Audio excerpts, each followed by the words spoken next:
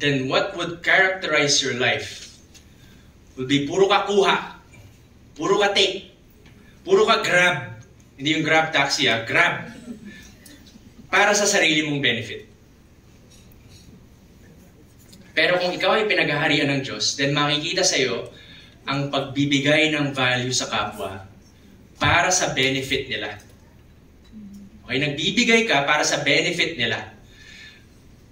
Importante yung word na yun, para sa benefit nila. Kasi pwede rin nagbibigay ako, pero may hidden agenda ako.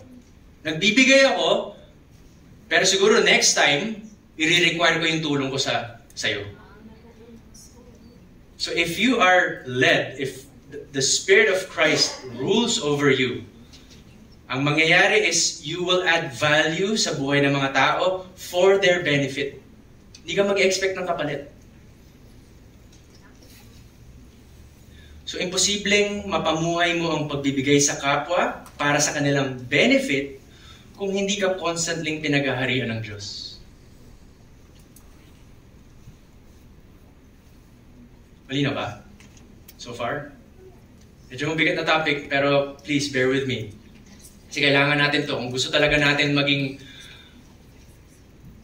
magdagdag ng value, magdagdag ng kabutihan sa mundo, maganda maintindihan natin to. Now, siguro iniisip nyo to, hindi naman ako gumagamit ng dahas. Meron ba nakaisip nun? Hindi naman ako gumagamit ng dahas. Hindi naman ako nananakit ng iba. Tahimik nga ako eh.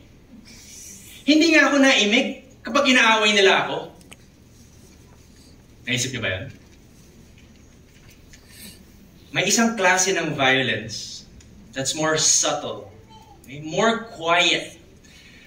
Pero hindi natin na-realize, violence pala yun. And guilty rin ako dito, kaya I have to be aware. Ito yung tinatawag na, alam nyo? The cold shoulder. Alam nyo ba to? Okay, ito yung sadyang hindi pagpansin sa iba. In modern terms, kinancel mo yung tao.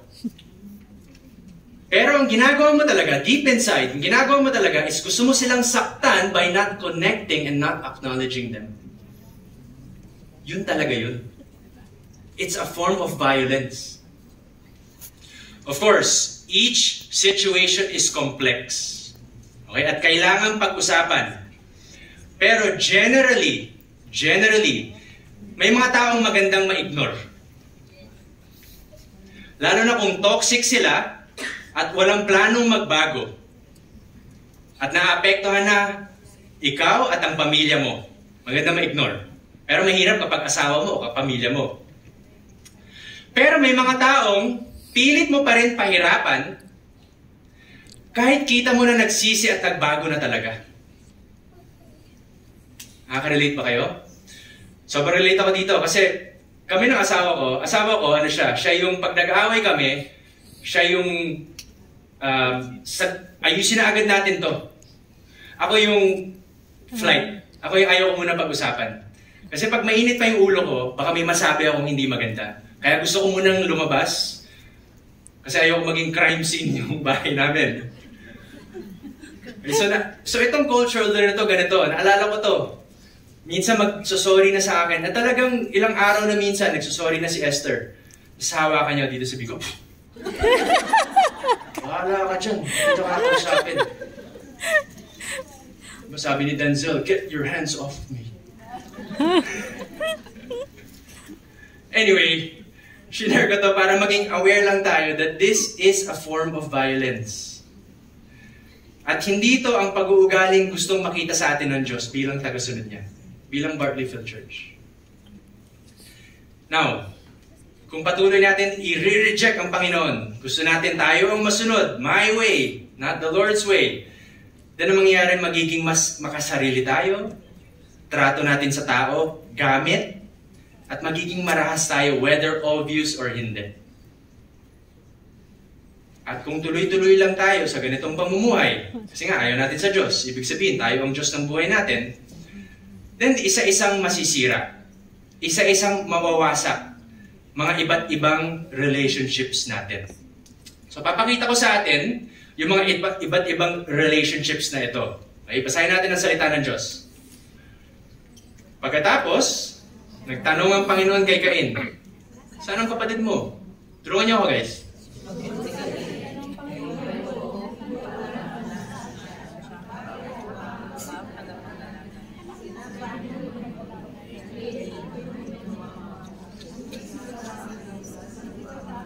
Dugo ng iyong kapatid at Hingi ng hihingi ng katarungan. katarungan. Dahil sa ginawa mo isinusubo ang wala ng iyong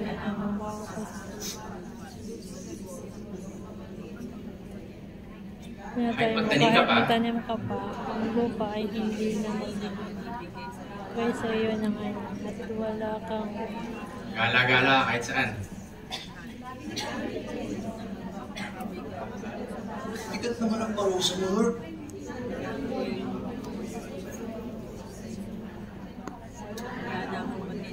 Kawawa naman ako. Tsaka nakapatayin niya.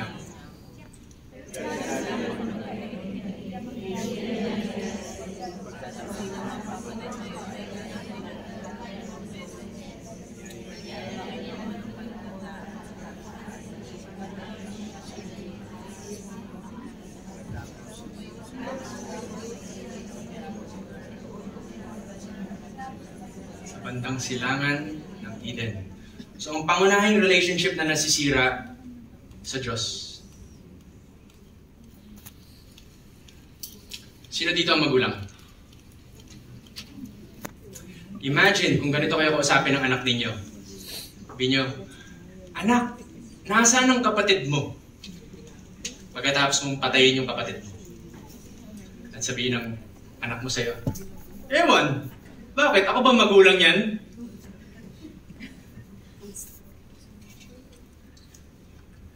Anong makikita natin dito? Anong napansin nyo kay Cain? Meron bang any indication, any hint na nagsisisi si Cain sa ginawa niyang pagpatay sa kanyang kapatid? Meron ba? Kahit konti? Wala.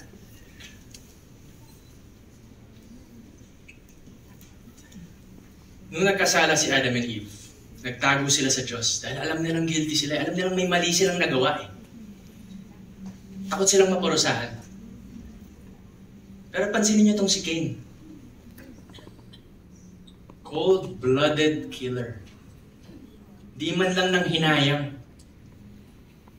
Wala, hindi nagsisi. Kasarili niyang kapatid to.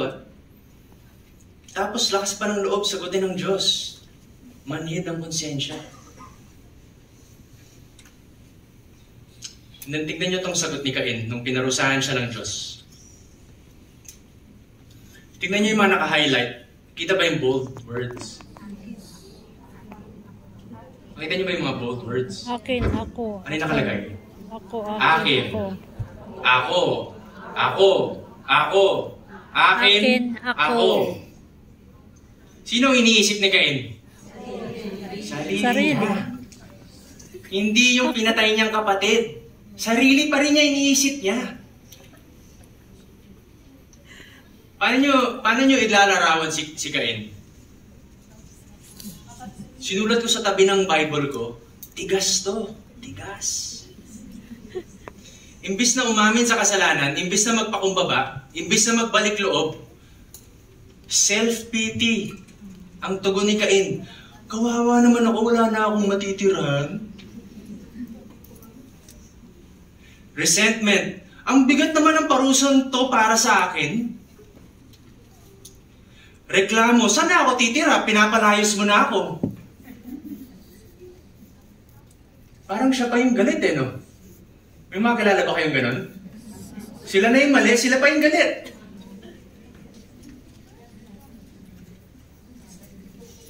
Tapos yung ironic dito, yung pumatay sa kapatid niya, takot na patayin ng iba. Yung last sentence.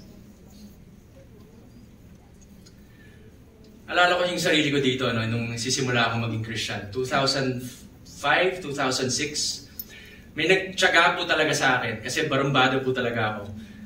Tyaga sa akin, pangalan niya si Pastor Jeff. Okay? Naalala ko, may one time, kino-correct niya po ako. Kasi marami akong maling pag-uugali, marami akong...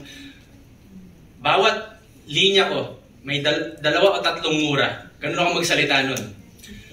Tapos harap-harapan sa magulang ko, nagarilyo ako. Wala talaga akong respeto kahit kanino. Pati nanay ko, minumura ko. Ganun. Ganung level. Okay? So that one time, kinokorek niya ako. And then, sino ditong okay sa inyong kinokorek? Yung gusto niyo yung pakiramdam ng kinokorek? Okay, wala sa... Isa lang. Wow, praise God. Pero I think kung normal tayong tao, wala po talagang gustong makorek. Okay? So lahat ng sinasabi niya masasakit. Okay? Pero totoo. Masakit pero totoo. Actually, nung time na yun, naalala ko to, uminit ulo ko, gusto ko siyang sapakin. Kasi nga, masakit yung sinasabi niya eh, kahit totoo. Pero buti na lang, sa cellphone kami nag-uusap. So sinusunto ko yung pader.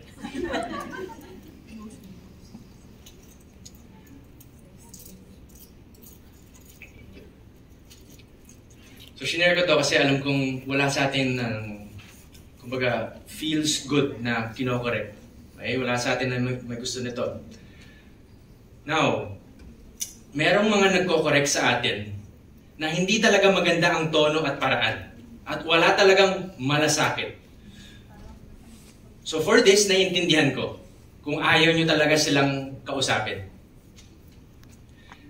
Pero kapag Diyos na ang nagko-correct sa atin, or isang taong maka-Diyos, ay isang taong malawak ang malasakit sa mga tao, tapos pilit pa rin nating i-reject. Ganito ang mangyayari sa atin. Okay, let me show you a visual picture of what happens. Kita nyo ba? So, nung nagkasala si Adam and Eve, ano nangyari? Na-evict sila. Diba? Pinalabas sila sa garden. Alala nyo? Tapos, naglagay ng cherubim, naglagay ng anghel para bantayan, hindi sila makapasok ulit. They were evicted from the garden at tumira sila east of the garden. Silangan. When Cain sinned, ganun din. East, further east of the garden. Now, itong picture na to ay picture ng isang taong ayaw magpasailalim sa Diyos. Dahil gusto niyang sarili niya ang mamuno. So kung ikaw to, na gusto mong ikaw na mamuno, ayaw mo sa Diyos, then you are going farther. Palayo ng palayo sa Diyos. Becoming more and more self-centered. More and more violent. And causing more and more broken relationships. Bakit? Bakit ganun? Because we were created by God and for God. At kung hindi tayo nakadikit sa source ng buhay, sa source ng kabutihan, sa source ng kapayapaan, sa source ng kasiyahan, mauubos talaga yung baterya natin. Mamamatay talaga tayo. Alam niyo ibig sabihin ng Eden? Eden means delight. Palayo ng palayo ka sa joy. Palayo ng palayo, nawawala yung joy sa buhay. Nanisipin niyo to. Kung hindi Diyos ang nagtuturo sa iyo, kung hindi Diyos ang pinupuri ninyo, then kanino kayo nakikinig? If not the Lord, then kanino kayo boses nakikinig?